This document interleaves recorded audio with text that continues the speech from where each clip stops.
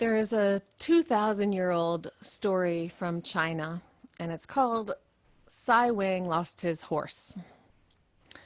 Sai Wang was a farmer, and the story goes like this. He had spent an entire year saving up small amounts of money, the most he could in his meager farm, to be able to buy a horse. And finally, he had saved up enough money to buy a horse, and he bought one, and he brought it home, and the very next day, the horse ran away. And Sai Wang's neighbor heard about it, and he came over and said, "Oh, I hope that you can recover from this. This is such terrible news that you've lost your horse. You had spent so much time saving up for it." And Sai Wang said, "Good news or bad news? It's a little soon to say." And the very next day after that, the horse came back. And this time, the horse came back with a wild horse that it had met out on its journeys in the wild. And Sai Wang's son came up to him and said, "Oh my God, Dad, this is amazing. Not only do we have one horse now to help expand our farm, we have two. We're going to be able to double our production. Our family is going to be in such better shape. This is amazing. This is great news." And Sai Wang said, "Good news or bad news? It's a little soon to say." About a week later, Sai Wang and his son were riding the two horses out to their fields to see how their farm was doing. And the wild horse bucked and threw his son off of it. And his son broke his leg very badly. And Sai Wang was able to get him back home and get him in bed. They knew that he was going to be able to recover, but it would be a long and painful recovery, and the medical bills would be high. And Sai Wang's wife said, "Oh, this is such terrible news. Not only is our son in pain, not only will his recovery take a long time, but we are going to have to use all of the rest of our savings to be able to pay for this medical care." And Sai Wang said, "Good news or bad news? It's a little soon to say." The following month, the king in their land announced that they were going to be going to war with a neighboring country and called for all able-bodied men to come and be foot soldiers in this new war. And when the recruiters came through town seeking out all of the young men who could go and fight, they passed by Sai Wang's son because he was still in bed with a badly broken leg that had not yet healed. And the war was bloody, and many of those foot soldiers died, and many others came home but with grievous injuries that were not easy to recover from. And Sai Wang's neighbor came over to his house again and said, "Oh, what good news that your son had broken his leg right before this war began, because your son was saved. Your son didn't die in the war. Your son wasn't more grievously injured, and he will eventually recover." And Sai Wang said, "Good news or bad news? It's a little soon to say." And the story continues like that. Good news or bad news, it's a little soon to say. Part of what I love about this story is that Sai Wang doesn't dismiss the good news as not a joyful thing, and he doesn't dismiss the tragedies as not terrible. All that he does is say that it's too soon to really know what the impact of any of these events are going to be on the fullness of our lives story, or the fullness of the human story. It's not that tragedy and miracle are not happening right now. They are, but it's too soon for any of us to say what the impact will be on the big picture. And regardless of what was happening when his neighbor and his son and his wife were falling back and forth between the joy and the sorrow, he stayed centered in knowing that there was a longer horizon ahead of him, that the story was going to be longer than any of them knew, bigger than any of them yet knew. And what he did was he just kept about his business, tried to stay centered in the moment, and did the tasks and the work that were ahead of him in that moment rather than swinging back and forth emotionally. So I know that I have fallen prey to swinging back and forth emotionally recently. I don't know about many of you. I'm guessing most of us have. It's hard to stay centered. It's hard to say, good news or bad news. It's a little soon to say. When COVID-19 is wreaking such havoc on the lives of our people, when I checked the news this morning, the current numbers as of this morning were that worldwide there has been over 4.6 million cases of COVID-19, over 312,000 deaths from COVID-19 already. Here in our city of Philadelphia, there have been over 15,000 cases already, over 1,000 deaths in our city. And we know those numbers are going to continue to climb for quite some time. We know that COVID-19 is wreaking havoc on our people, on our health, and also on our economy, that the unemployment rate is higher than it has been in many, many years, and plenty of economic specialists are saying that it's possible that it will reach the same level it reached in the Great Depression before this is all over. Many of us have lost our jobs or lost our incomes, or we fear that we still might. And yet there are also miracles that are happening. Last week we celebrated the birth of Eloisa in our congregation. This week we celebrated the birth of Phoebe's great-grandson.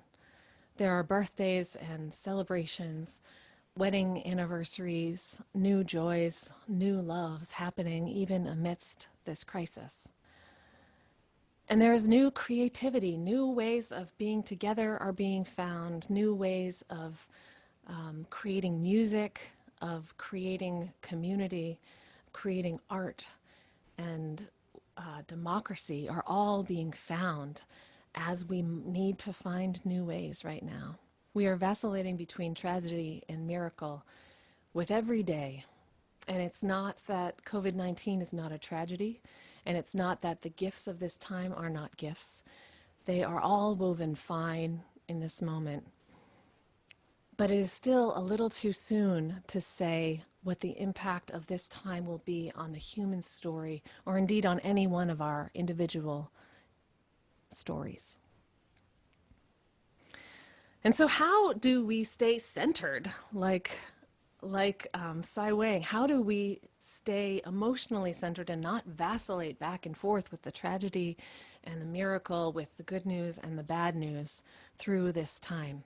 Especially as there's new kinds of uncertainty that are being lifted up right now, particularly around how and when will we reopen, how and when will we survive, who will we lose, how much will we lose, and what will we look like on the other side of all of this.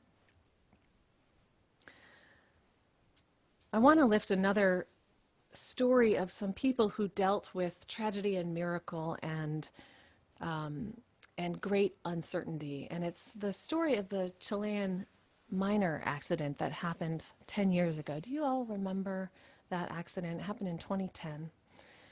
And there was a copper and gold mine that had a collapse near one of its entrances in Chile.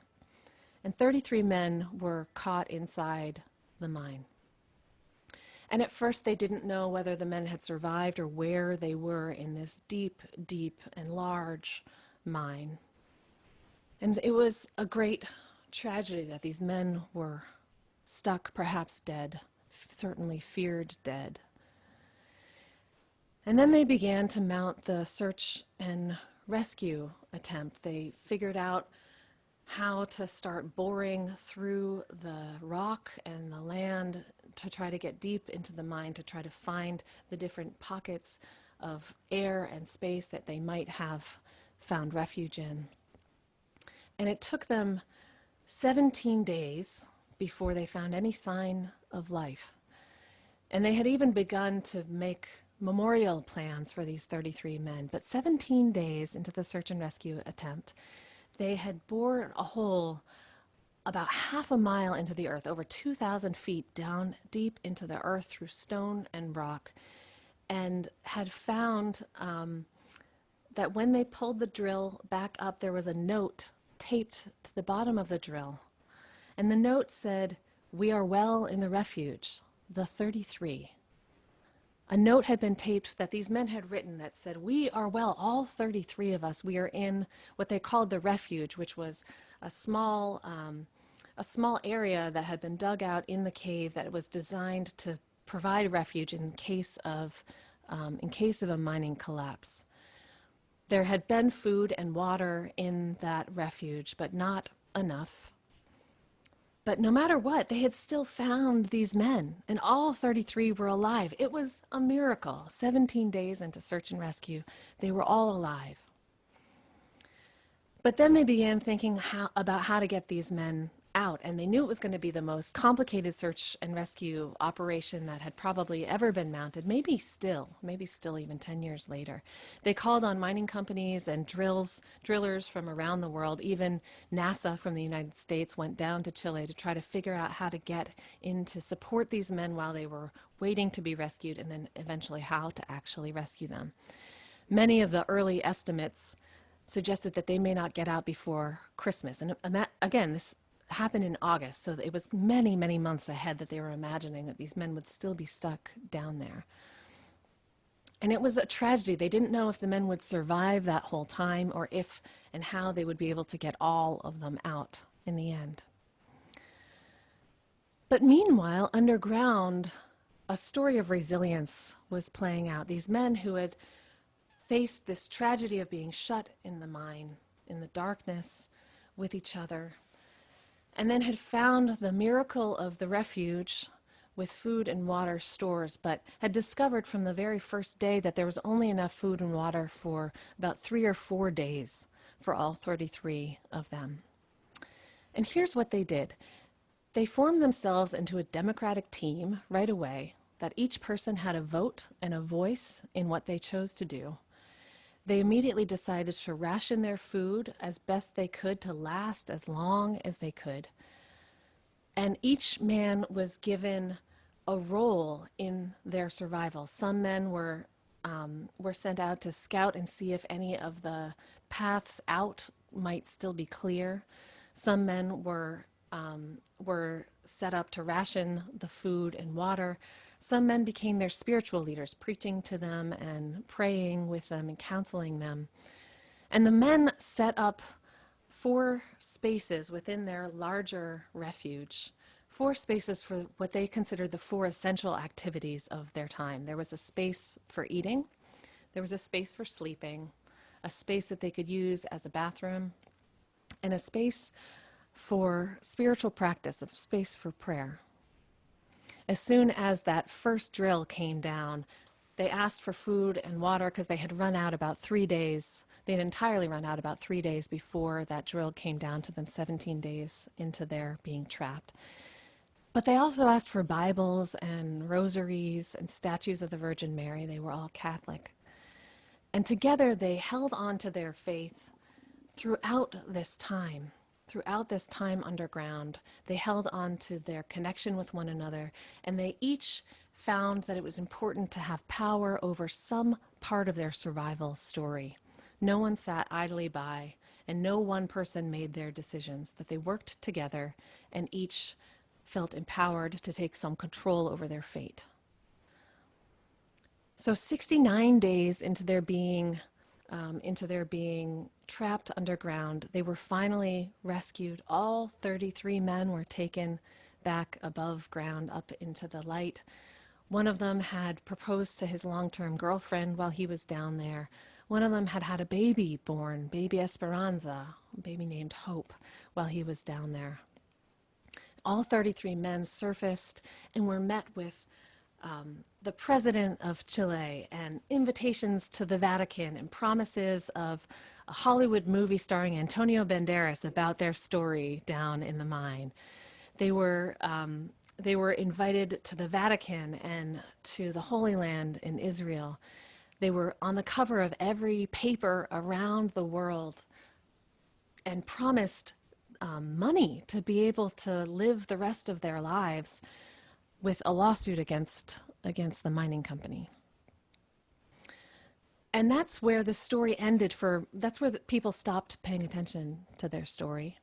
Because that Hollywood deal, I think, has still not come through, and they are now countersuing the lawyers who promised them that deal.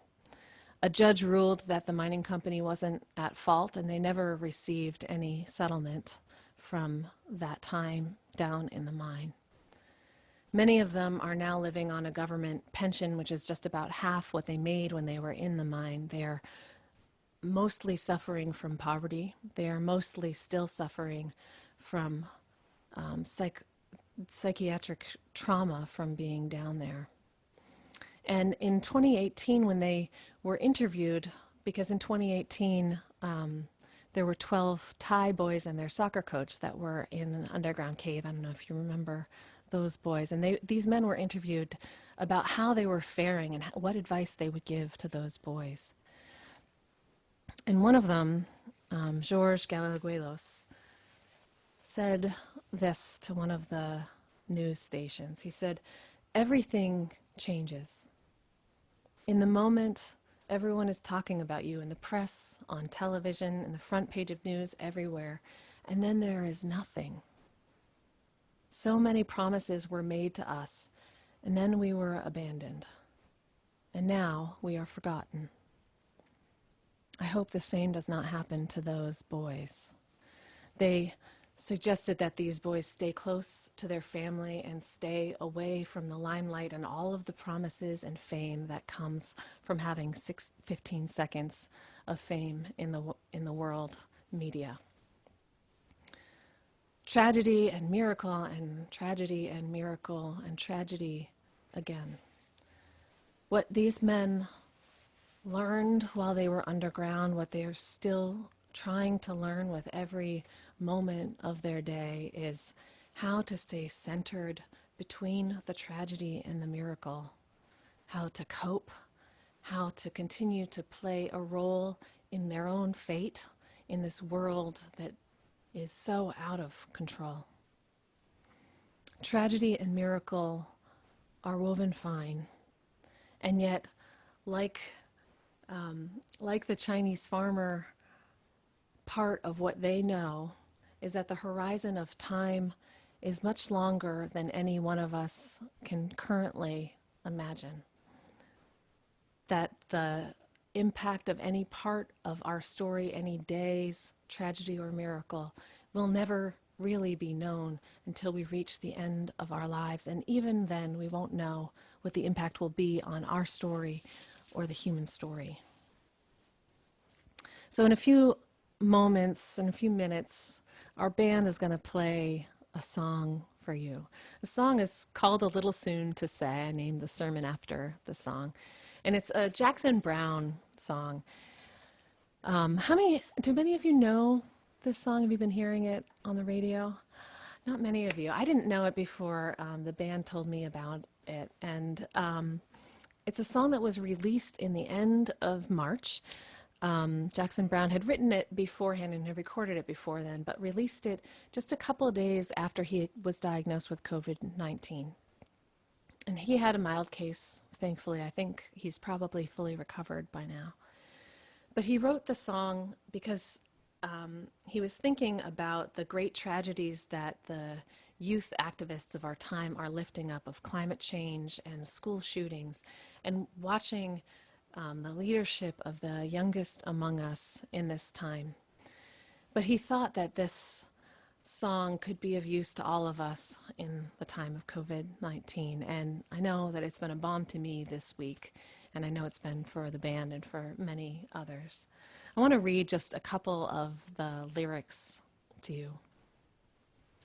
Jackson Browne writes, "We're here but for a moment, and none of us can see beyond the horizon what kind of world this world will be. We're searching that horizon for what we hope to see, when all we've ever needed has been there all along inside of you and me." We are here but for a moment. Our time in this world is short, and none of us can see what happens beyond that horizon of our lives. And all of us are sort of searching that horizon for what we hope to see. We want to see that our lives are going to be good news. We don't want to see that our lives are going to be bad news. And we keep looking as if the answer is somewhere out there. We keep living in the future, living with hope about what the future might bring to us. When all we've ever needed, he writes, has been there all along inside of you and me. What we know is that something might be good news or it might be bad news, but it's a little soon to say. That each one of us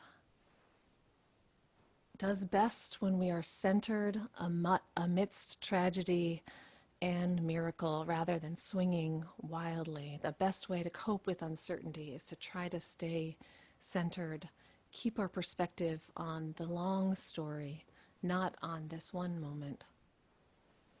And also that we take control of the parts of our life, the parts of our fate that we can control.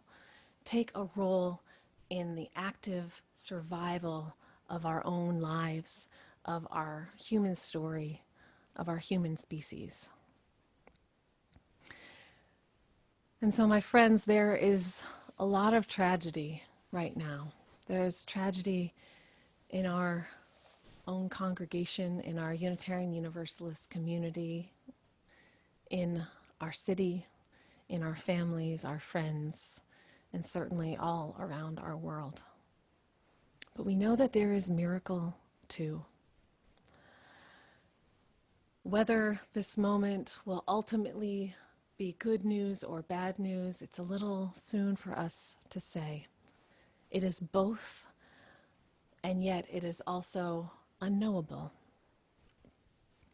And so we can't see beyond the horizon, but what we can do is do the best we can with each step of our journey. What we can do is make the best choices in each day, keep our focus on the long-term picture, not on the tragedy or miracle of any particular moment. Work together as a team and know that our survival includes not just eating and sleeping and all of our bodily functions. It also involves our care of our own souls and our care of one another in our community. For now, we do what we can. It's a little soon to say what the long-term story will tell us about this moment. But we know that none of us is alone, and that no matter what, we have the ability to focus on each moment and know that we have what we need for anything that comes our way. May it be so, my friends, and blessed be.